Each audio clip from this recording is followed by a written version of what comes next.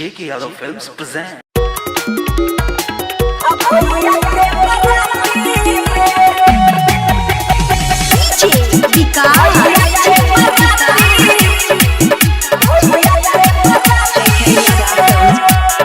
Singing by Prince Peria.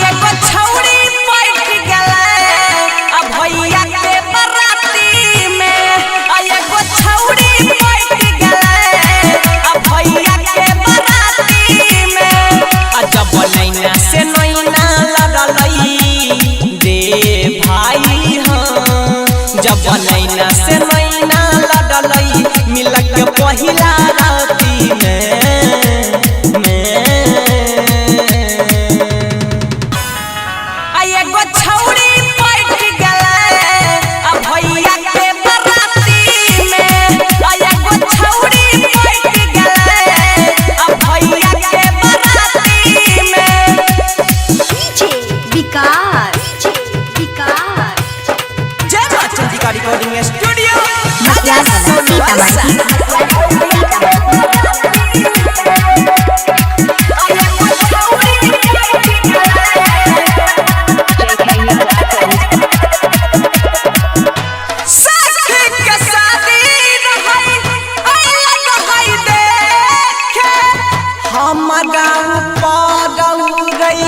चाउर लगल फेंके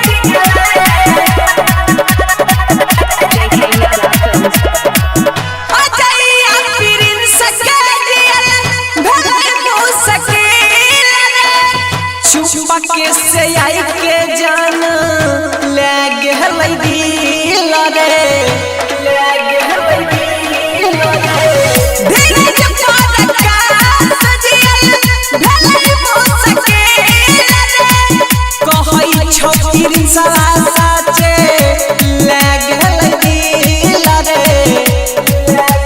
धक्का धक्का धड़ के लगलै हां